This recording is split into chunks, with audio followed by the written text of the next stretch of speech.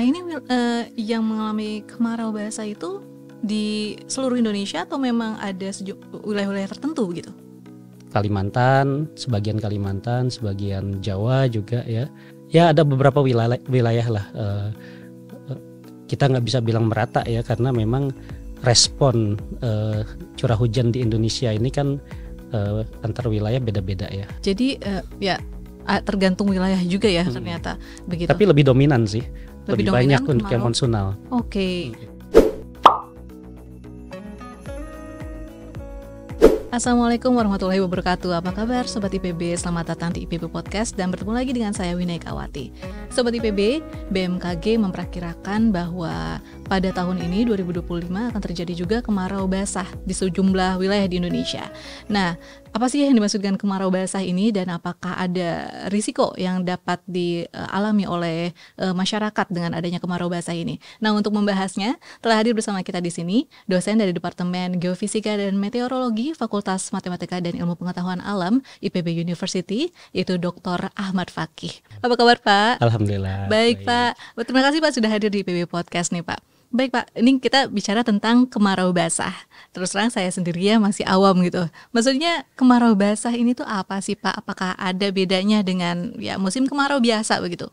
Ya, sebenarnya kalau mau lihat lebih simpelnya, nah lihat corak batik saya aja. Oke, apa nih? Corak batik Bapak ya, itu anggaplah warna merah, ada awan-awannya. Anggaplah merah itu kemarau. Oke. Tapi banyak awannya. Oh gitu. Jadi di musim kemarau, tapi ya masih turun hujan gitu. Baik, itulah kemarau basah. Jadi ya sesimpel itu aja. Sesimpel itu. Nah itu berarti apakah dengan adanya kemarau basah ini bisa memberikan apa ya, semacam ada dampak-dampak tertentu gitu kepada masyarakat?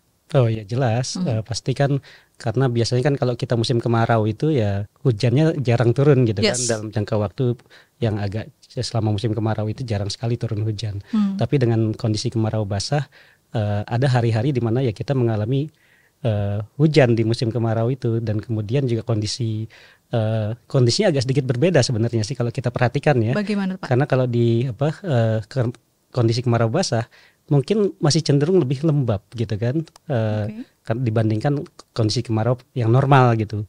Artinya dengan hujan masih suka turun gitu kan, masih kemudian berarti kan kondisi atmosfernya jadi cenderung lebih lembab. Nah ini juga ya pasti akan punya dampak terhadap lingkungan gitu ya di sekitarnya, dan akan mendorong ya hal-hal yang berkaitan dengan misalnya kalau ya kondisi lembab itu kan biasanya mengundang banyak penyakit misalnya, kemudian juga ya hama pengganggu tanaman dan dan itu kan pasti meningkatkan potensi ya kerugian ya di pertanian. Iya.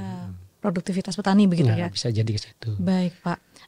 Dan apa sih namanya si kemarau basah ini tuh terjadinya memang sering terjadi, bisa terjadi tiap tahun atau seperti apa sih, fenomena yang seperti apa gitu Pak? Ya. Bisa beberapa faktor gitu banyak, dan tergantung dari faktor yang menyebabkannya. Kemarau basah bisa terjadi karena misalnya pada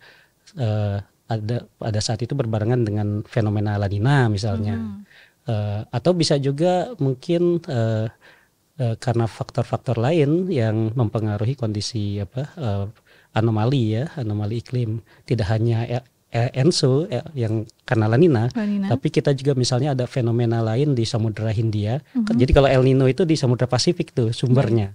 Nah kalau yang dari Samudra Hindia misalnya kejadian Indian Ocean Dipole, kalau dia fasenya masuk ke negatif, kecenderungannya suhu permukaan laut kita juga lebih hangat. Artinya proses pembentukan awan juga masih ya makin lebih intensif dari biasanya gitu ya. Artinya ya proses pertumbuhan awan kemudian hujan ya jadi lebih sering, belum juga fenomena-fenomena yang lain gitu ya. Baik, nah kalau di tahun ini, tahun 2025 ini apakah sama karena faktor La Nina itu tadi? Ya kalau melihat dari data ya, perkembangan monitoring dari ENSO ya, sebenarnya kondisi sekarang masuk dalam kondisi netral. Nggak El Nino, nggak La Nina gitu ya, netral. Jadi tapi memang kenapa kita jadi hujannya masih banyak nih, lebih ke kalau kita lihat ya kondisi di lautan ya di sekitar perairan Indonesia ini masih hangat. Dan kondisi keawanan ya cloudiness juga itu juga masih intensif gitu ya. Ya tadi faktornya saling mendukung ya. Kalau dari IOD-nya sendiri memang kondisi sekarang sih masih di kategori netral, tapi prediksinya itu akan menuju negatif sampai Oktober nanti. Oke. Ayo mohon izin. IOD itu apa? Nah, Indian Ocean Dipole yang tadi saya bilang yang pusatnya itu ada di Samudra Hindia. Baik. Jadi fenomena kayak ENSO, tapi kalau ENSO itu kan di Samudra Pasifik, El Nino dan La Nina kan. Kalau lagi hangat di Pasifiknya terjadi El Nino. Kalau lagi dingin di Pasifiknya terjadi La Nina. Kita kebalikan gitu kan. Apa maksudnya kita kena pengaruh gitu kan. Nah ini juga dia ada fenomena mirip gitu juga.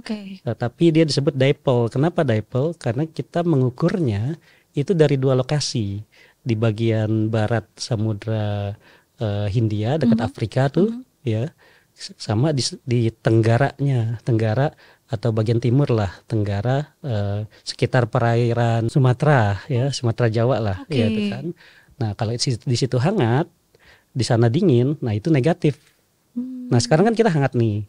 Nah di sana cenderung sekarang sih masih hangat di sana, masih nggak terlalu dingin ya. Ada beberapa lokasi dingin, tapi memang indeksnya masih di ini ya, di sekitar netralnya dia. Tapi diprediksikan akan makin yang di sana makin dingin di sana diprediksikan. Jadi kalau di sana dikurang di sini gitu kan, itu jadi negatif kan karena di sini rendah, di sini tinggi di Indonesia gitu kan sekitar perairan Indonesia. Nah itu jadinya jadi negatif. Kalau negatif ya biasanya kalau fenomena IOD negatif ya curah hujan kita meningkat dari biasanya gitu. Baik. Nah ini yang mengalami kemarau basah itu di seluruh Indonesia atau memang ada wilayah-wilayah tertentu begitu? Ya kalau dari ininya saya belum melihat ininya, tapi kalau sempat sih ngolah-ngolah lihat data beberapa bulan terakhir ya di bulan Maret, April, Mei, Juni ini ya Kalimantan, sebagian Jawa juga ya ada beberapa wilayah lah. Kita nggak bisa bilang merata ya karena memang respon curah hujan di Indonesia ini kan antar wilayah beda-beda ya. Jadi ya tergantung wilayah juga ya ternyata begitu. Tapi lebih dominan sih, lebih banyak untuk yang monsunal. Jadi lebih dominan yang kemarau basah begitu ya. Kecuali ini saya lihat di peta, tapi mungkin nanti dikoreksi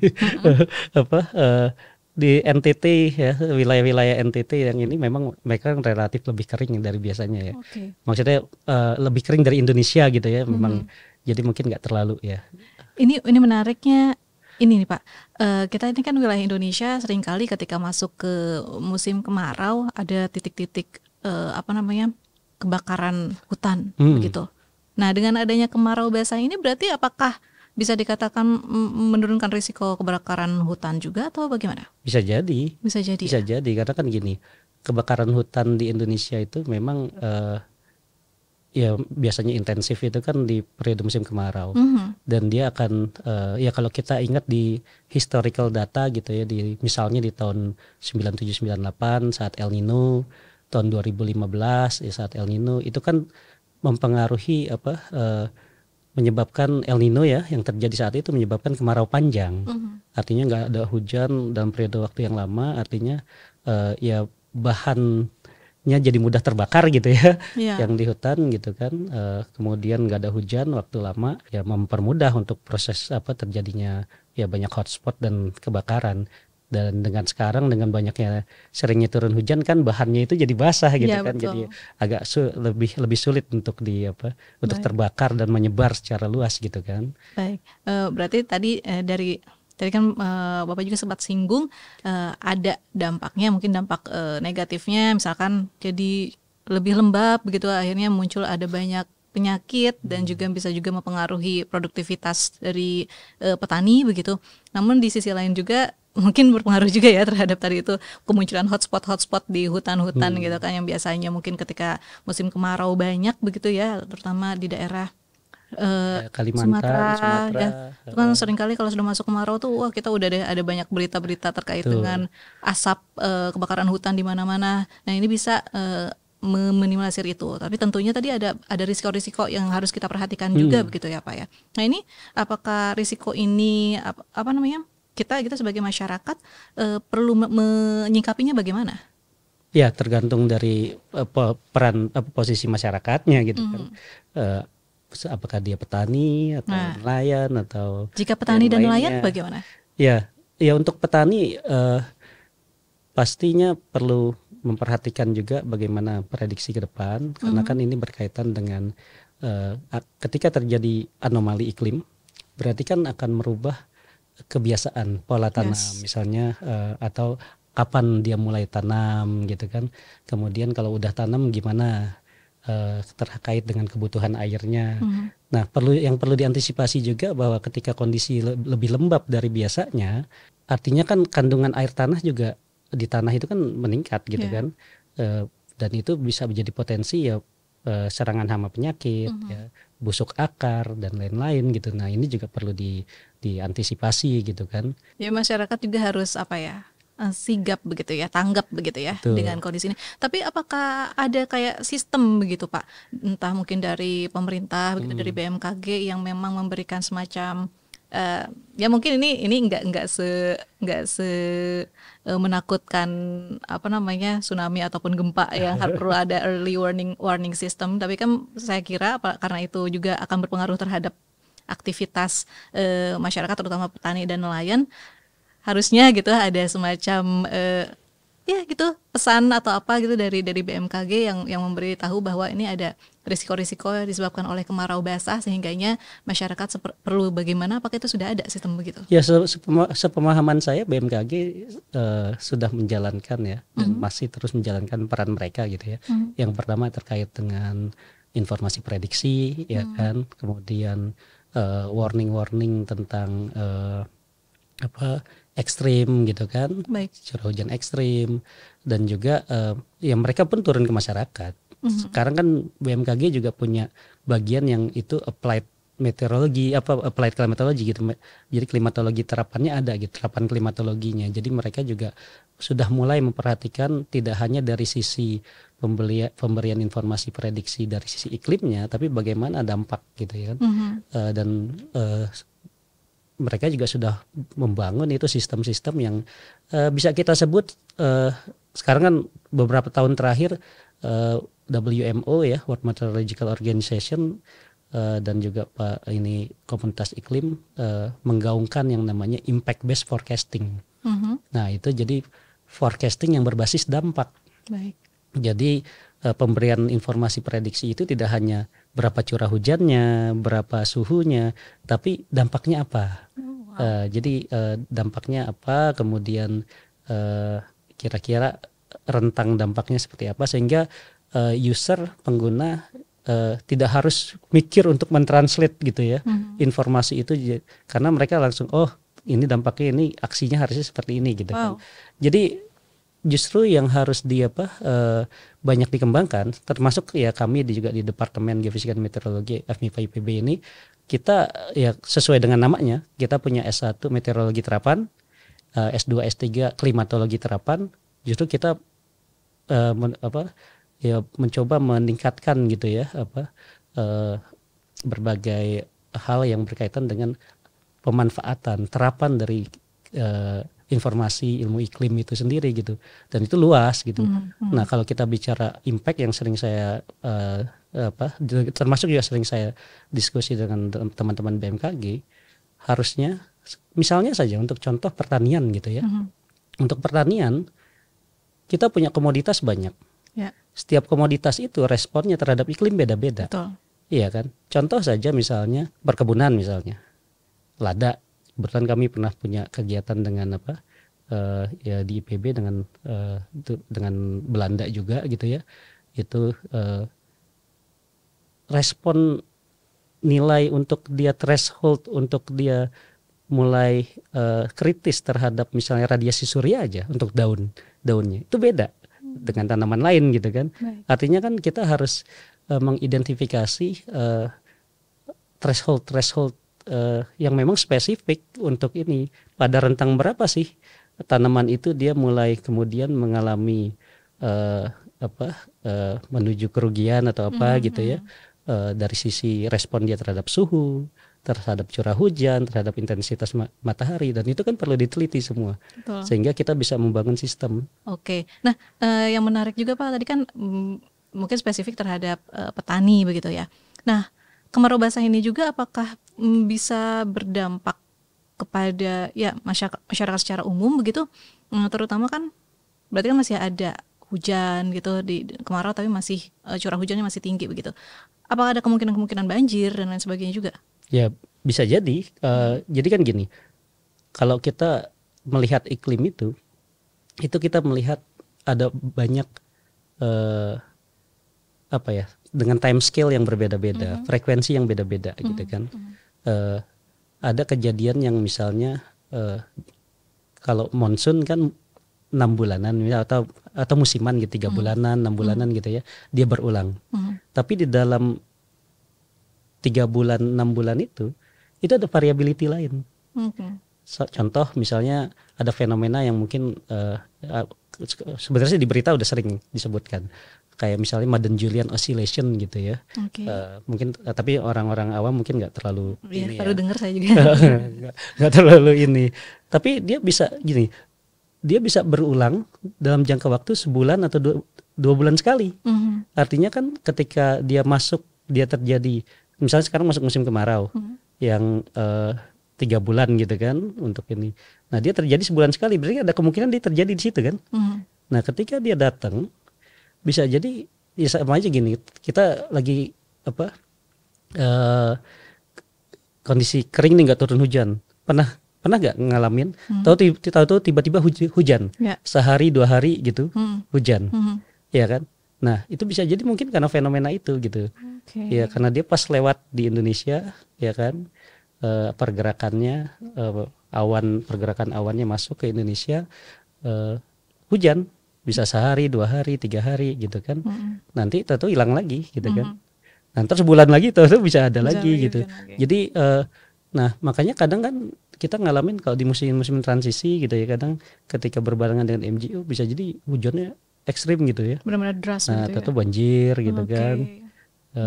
Banjir yang ini ya kayak kemarin lah terjadi mungkin yang di Bekasi gitu kan. Iya betul.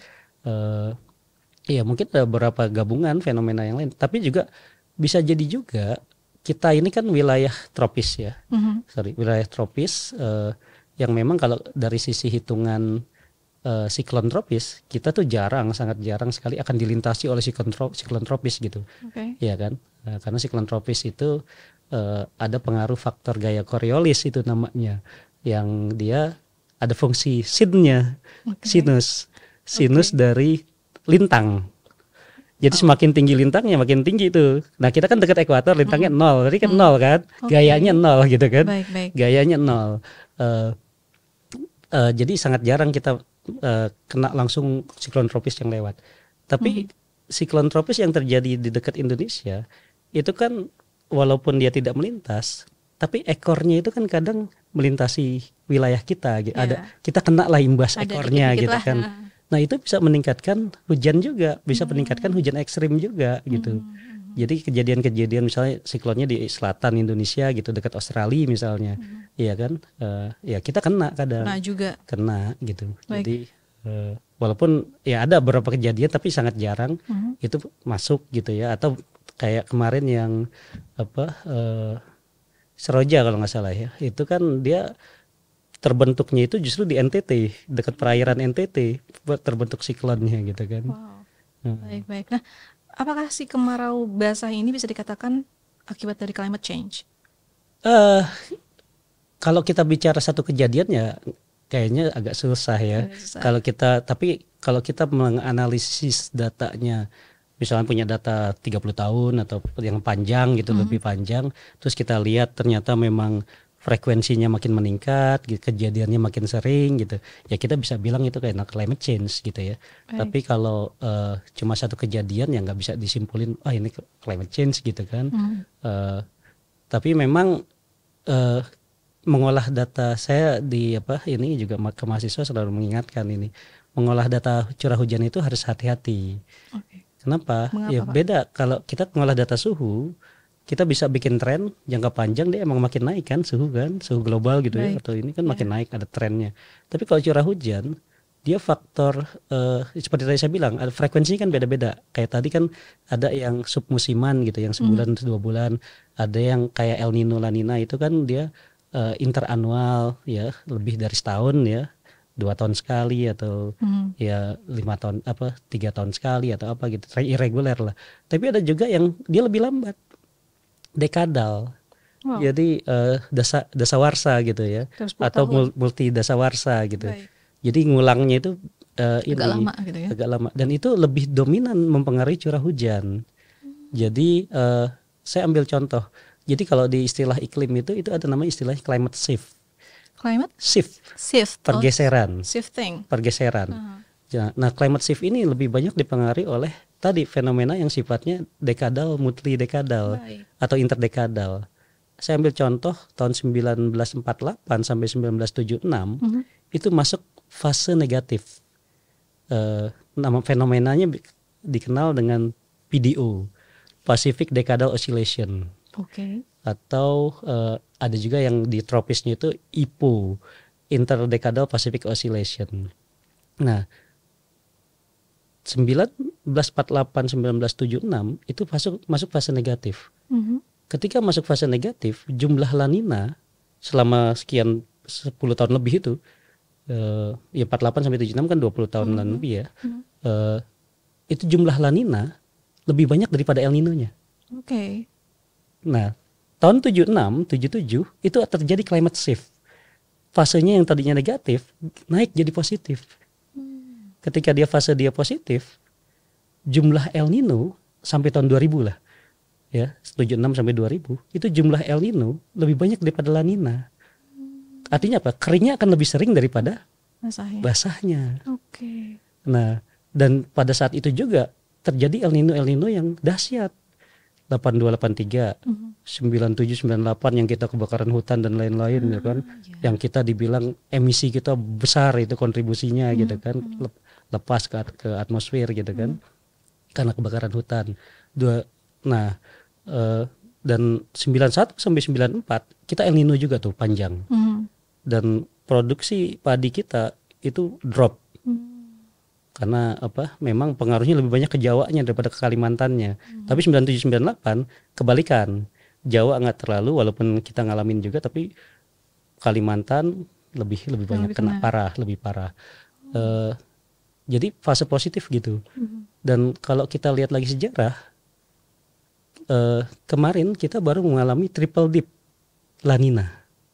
2020, 21, 22 gitu. 3 tahun berturut-turut kita La Nina. Belum lama, ya kan? Dan itu kejadian yang jarang. Kejadian sebelumnya itu tahun 50-an. Triple dip. Dan itu terjadi pada saat tadi fase negatif, ketika La Nina lebih banyak dari El Nino. Jadi artinya apa? Decadal variability itu dengan tadi mempengaruhi, ada modulasi dengan El Nino dan La Ninanya dengan ENSO, mempengaruhi curah hujan juga kan. Kalau makin banyak La Ninanya berarti kan lebih banyak basahnya. Kemarau basahnya bisa jadi mungkin akan lebih banyak gitu kan selama sekian puluh tahun itu. Tapi ketika fase positif akan lebih banyak keringnya. Nah gitu.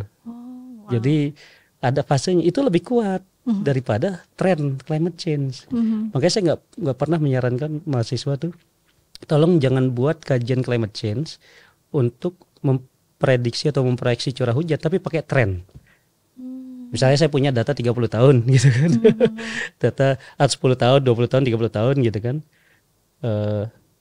Kemudian buat tren curah hujan. Itu kita proyeksi untuk 20 tahun ke depan. Misalnya pakai tren itu. Ya nggak bisa. Kalau trennya turun, lama-lama hujannya habis jadi negatif dia. Iya kan?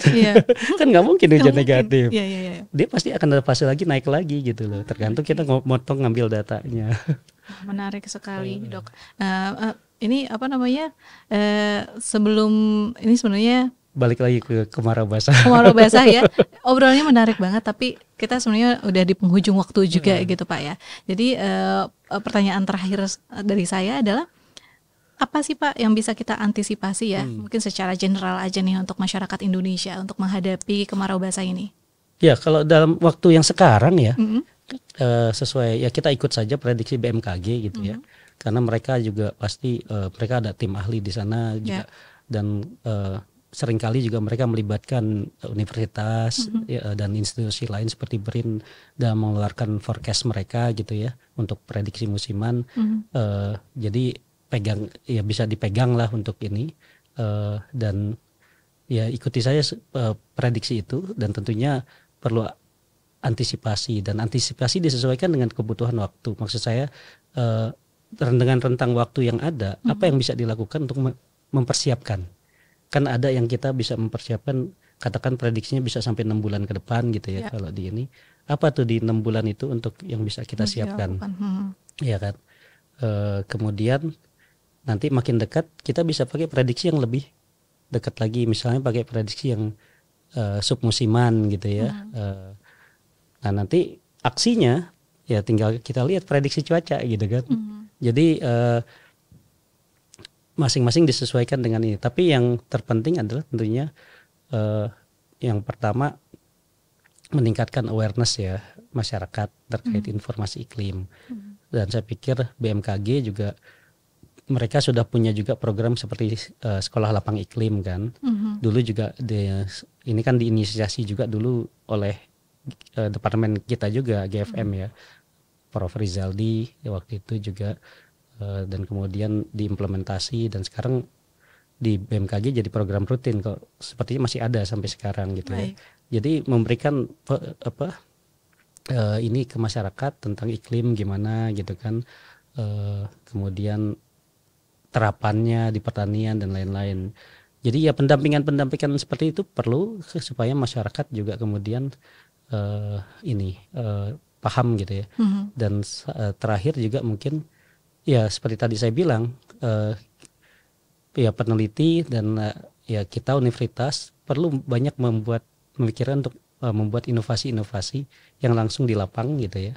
Karena kebutuhan nggak pertanian, misalnya di tambak, itu kan perlu juga. Perlu, betul. Iya kan, dengan robnya, banjir robnya, kalau hujan bareng sama hujan ekstrim dia makin parah gitu kan. Harus bagaimana begitu ya?